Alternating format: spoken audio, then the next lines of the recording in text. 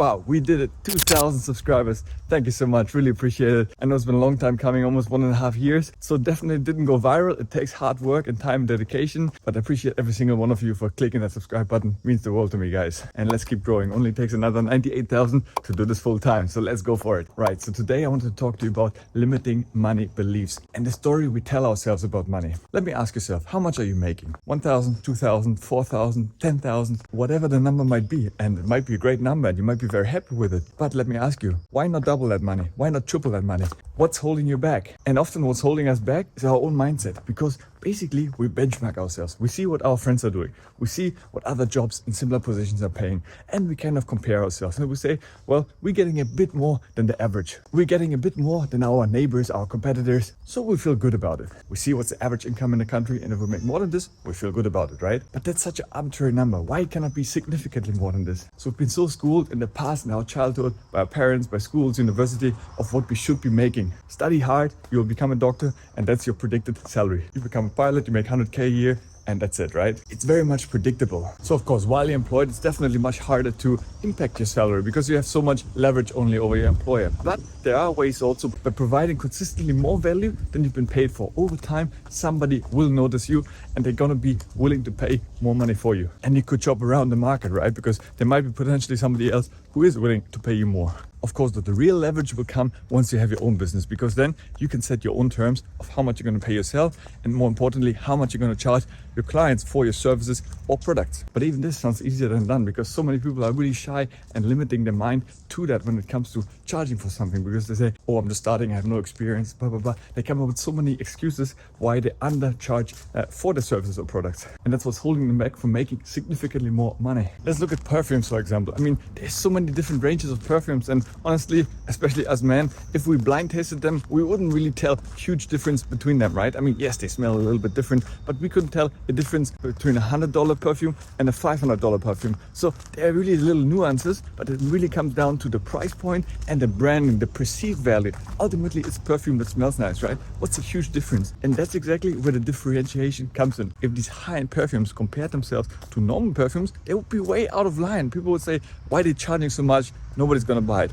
But guess what? People are queuing to get the most expensive perfume, so they differentiate themselves from others. So it always ultimately is a question of supply versus demand. And that's why I'm always puzzled when I hear people say, you know, I'm worth that and that much. That's what my salary should be. Listen, your salary is worth whatever people are willing to pay you for.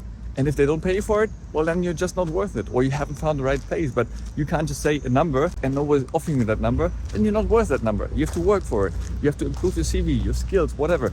So the same with your product or service. If nobody buys that $550 perfume, well, guess what? Over time, they're gonna go out of business, or they have to change the pricing strategy to adjust it downwards, or they have to change the branding identity or the marketing to get to that price point. So ultimately, it's supply and demand. So what I'm saying is price yourself aggressively, be confident in yourself, don't limit yourself, but also don't be outrageous, right? I mean, if you're out of university and asked to get a salary of $500,000 a year, probably that's a little bit outrageous and nobody's going to actually pay you that money. So you want to be realistic, improve your skills over time and significantly increase your value that people perceive and willing to pay for you for that. But don't hold yourself back because your friends in a similar position get that salary. Doesn't mean you have to get the same. You're different. I had the same comment recently where somebody asked me, but Kai, you're charging too much for your call. Now granted, it's definitely not cheap. I value my time. I know what I'm getting at the moment per hour. And why would I want to get paid less, right? I don't. And actually, there's people booking the call with me. So there's a demand for it. And the supply from my side, I don't want to have calls every single day, 5 hours a day, because that's not my core business and that's not something I can scale really easily.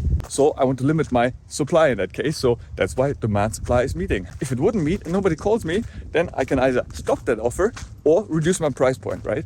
So since that works, I think it's totally fine. On the contrary, probably in the future, I'm going to increase the price because I'm going to have less time dedicated towards that. So I can dedicate my time on building other businesses. So one good thing that helped me thinking about what I should charge for my prices and services is knowing how much I want to make in a year. So whatever your number is, let's say it's 100,000 euros or dollars you want to make in a year, and then you're just going to divide it by the number of days you're going to be working that year, and then you divide it by the hours you're going to work those days, and then you get to the hourly wage which you should be earning, or you will be charging to your clients. So don't limit yourself on how much you should be making. Focus on how much you could be making. I think that will really propel you forward. And I am in the same situation myself. I'm getting a very nice salary. I'm very happy with living a very comfortable life. I really can't complain at all. But I asked myself, Guy, is that all? all. I mean, comfortable is nice, but I want more things in life, right? It doesn't mean I need to have a villa or a mansion or whatever, but I definitely want to level up my life even further and do experiences where I don't have to think about, oh my God, this month I can't save as much as I normally want to, and instead just go for it and be flexible, not just to be based in one place, but if I want to travel and go to Australia next month and live there for a few weeks,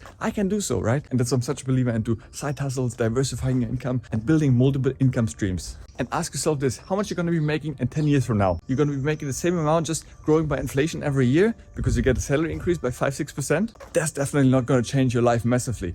And again, if you're happy with it, totally fine. But most likely, if you're watching videos like this, interested in money and investing, you're obviously looking to level up your life, especially your financial life. Well, I couldn't say it better than the late Steve Jobs. Stay hungry, stay foolish, get out there, be limitless, and don't be shy when it comes to charging. I also want to say a big thanks to Husaifa Ali, the first member who joined my YouTube channel. Really appreciate you, mate. And hopefully one day when the channel gets bigger, we can actually do meetups in different places in the world. And of course, those members will have priority to meet. But guys, there's absolutely no pressure to join. If you just keep watching these videos and giving them a like, it really means the world to me. Thanks for making it all the way until the end of the video. Appreciate you for watching. As always, guys, stay healthy, get wealthy, and I'll see you in the next one. Ciao.